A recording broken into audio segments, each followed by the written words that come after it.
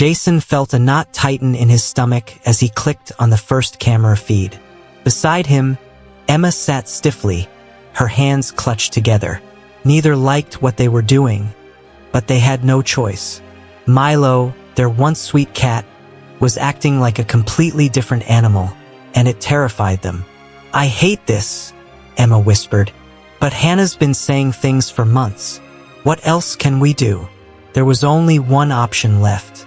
They had installed hidden cameras throughout the house, hoping to understand what was really happening when they weren't around. Recording their nanny in secret felt wrong, but they were desperate for answers.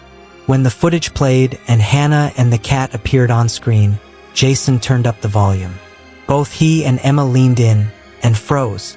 What they saw was shocking. Suddenly, everything made sense.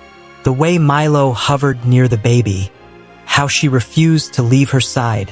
Emma felt her breath catch. A chill swept over her. The guilt hit hard and fast. She had ignored the signs, brushed off her instincts.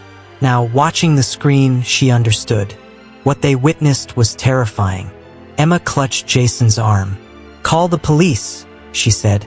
From the outside, Jason and Emma's life looked picture-perfect. They had met after college, landed great jobs, climbed the ladder quickly, and just recently tied the knot. The next logical step was children, but that's where things became complicated. Emma wanted to be a mother, but she didn't want to sacrifice her career. "I've worked so hard to get here," she told Jason one night. "You don't understand. If I step away now, I may never catch up again." They debated it often. In the end, her only compromise was to return to work part-time once the baby arrived. That way, she could juggle motherhood without abandoning everything she had worked for. But the problem remained. Who would care for their child when she wasn't home? Their parents were still working. Daycare wasn't an option Emma felt good about. And Jason's long hours weren't changing anytime soon. The decision came faster than expected. Emma began feeling sick. At first, she thought it was just a flu, but weeks passed, and she remained exhausted. One morning, she took a test in the bathroom, pacing nervously as she waited. When the results showed 2 pink lines, her hands trembled. She wasn't sure she was ready. Jason's face lit up when she told him. His joy calmed her nerves for a while, but soon new worries crept in. Who would care for their child? One thing was certain, Milo was thrilled. Their affectionate cat had been part of the family since they'd moved in together. And strangely, before Emma even began to show, Milo seemed to know something had changed. She started rubbing against Emma's stomach, and as the bump grew, she'd curl on Emma's lap, head resting protectively on her belly. "Look at her," Emma beamed. "She already loves the baby. They're going to have such a special bond." Emma cherished the thought of her baby growing up with Milo. The cat's gentle, loyal nature reassured her. She never imagined that would change. As they shared the pregnancy news with family and friends, Emma kept quiet about her plans to return to work. No one would understand how important her career was, and she was determined to prove she could do both. Still, the pressure mounted. 2 months before her due date, Emma finally confided in her best friend. She admitted she had no childcare lined up, despite her boss agreeing to part-time hours. To her surprise, her friend had a suggestion. Hannah, a young woman her family knew well, smart, polite, and looking for a nanny job. Emma wasted no time. She called Hannah and scheduled a meeting. Jason wasn't thrilled. "I'm not sure I'm comfortable leaving our baby with a stranger," he said, uneasy. Emma was furious. He had refused to scale back his hours, yet now he questioned her solution. She stormed into the bedroom, Milo following close behind. The cat leapt onto the bed and curled against Emma's bump, purring in solidarity. Later, Jason came in and apologized. "You're right," he said. "It's not fair to ask you to give up your job if I won't compromise either. If you think Hannah's the right choice, I trust you." Emma took her time when she met Hannah, asking every question she could think of. Hannah had all the right answers. Solid experience, warmth, even offers to cook and clean. Children need stability and care, Hannah smiled. I'm happy to help in any way. Emma arranged a trial period. Hannah gave her 2 references, but strangely, neither responded. Emma noted it, but with her baby arriving 3 weeks early, she had little time to investigate further. I trust my instincts, she told herself. She seems sincere. When Sophie was born, Emma texted Hannah the trial could begin the next week. Hannah replied within minutes, eager to meet the baby. The early days at home were bliss. Emma was in a warm, happy bubble. Sophie was perfect, and Milo was as affectionate as ever. Wherever the baby went, Milo followed. She curled beside the crib, climbed gently onto Emma's lap when Sophie was there. The bond was even stronger than Emma had imagined. But that changed the moment Hannah arrived. Milo, who had always been calm, even with strangers, bolted from the room. Emma figured it was just the stress of so much change. The cat would adapt. Hannah laughed it off. Cats never like me, she said brightly. I probably smell like my dogs. She'll warm up. Despite the rocky start, Hannah proved herself quickly. Emma tried not to hover. She wanted to see what the nanny could do. By the end of the week, she was impressed. Sophie was calm and content, and the house had never looked better. Hannah was attentive, polite, and eager to help. Emma felt she'd made the right choice. Still, a nagging feeling remained. Milo's behavior was different. Where once she'd been affectionate, now she was hypervigilant, especially around Hannah. The cat shadowed Sophie like a guardian, refusing to leave her side whenever Hannah was near. Emma told herself it was just adjustment. On her first day back at work, she hesitated at the door. Sophie was in her crib, Milo perched nearby like a sentry. At least the baby had her furry protector. 2 hours later, Emma's phone rang. Her heart skipped. Mrs. Wilson? Hannah's voice was shaky.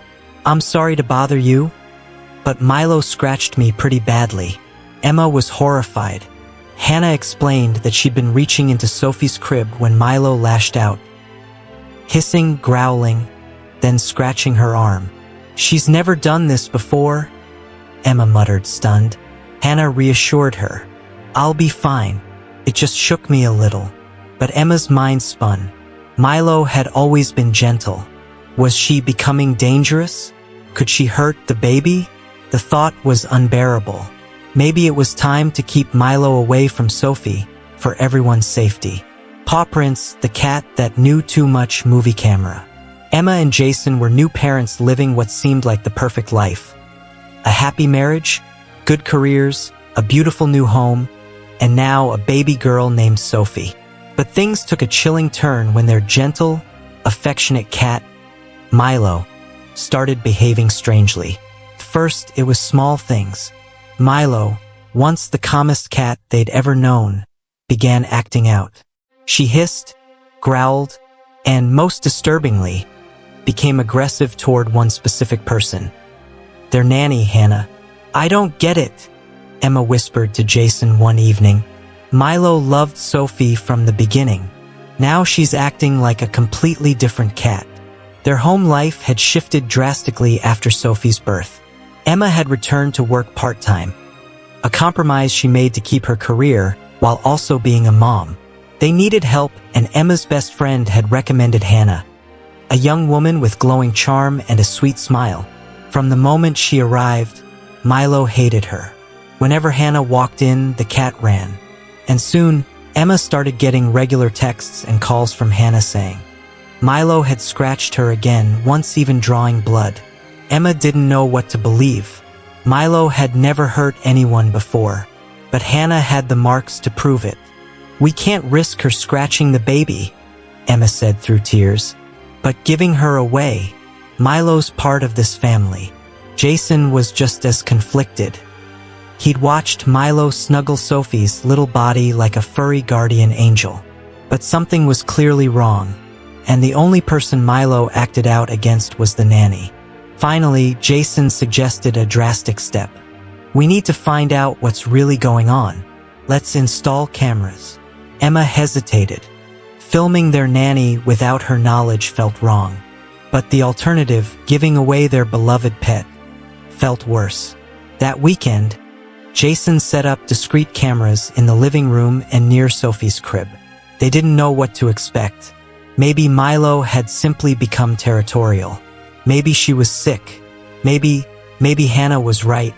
But nothing prepared them for what the footage showed. Movie camera captured on camera. The moment Hannah entered the house, her cheerful smile disappeared. She flopped on the couch, pulled out her phone, and made a call. Speaking in a tone Emma and Jason had never heard from her.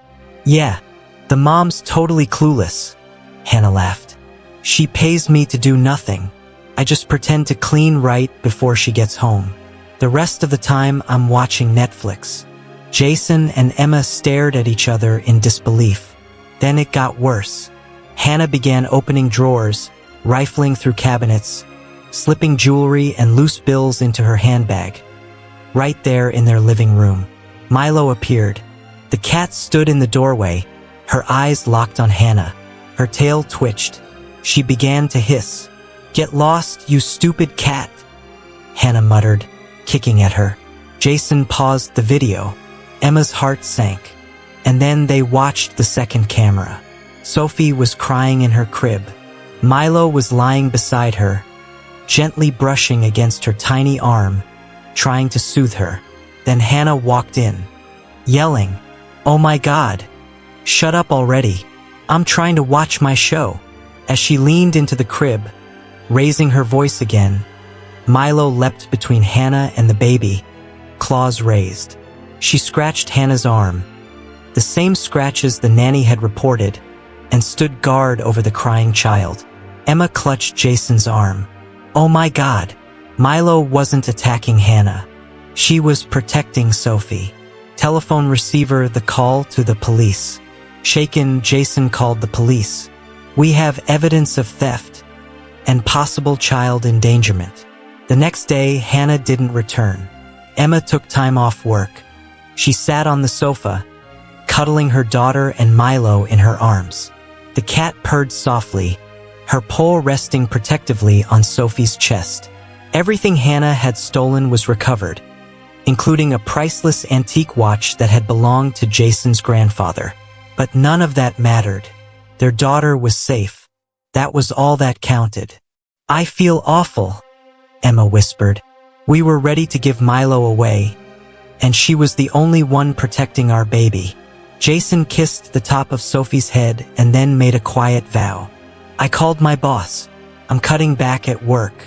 From now on, when you're at the office, I'll stay with Sophie." Milo blinked up at them, peaceful again. She curled up beside Sophie, one eye open, still on guard, just in case. Cat face, when your pet senses danger, maybe it's time to listen. Would you have trusted your cat or the nanny? Tell us in the comments. And if you love this story, don't forget to like, subscribe, and share it with someone who needs to hear what real loyalty looks like.